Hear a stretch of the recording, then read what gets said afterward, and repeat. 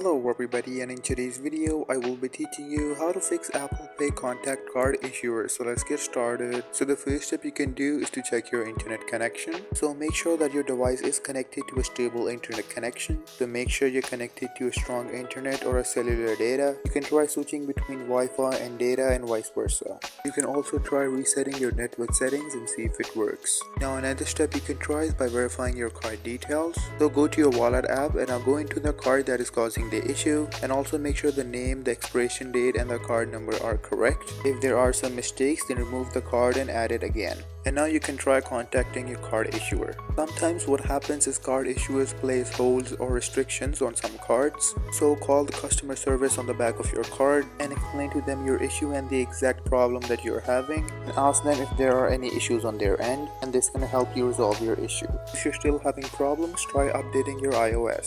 So make sure that your iPhone is running the latest version. So go into your settings, over here go in general, and then software updates and install the latest version.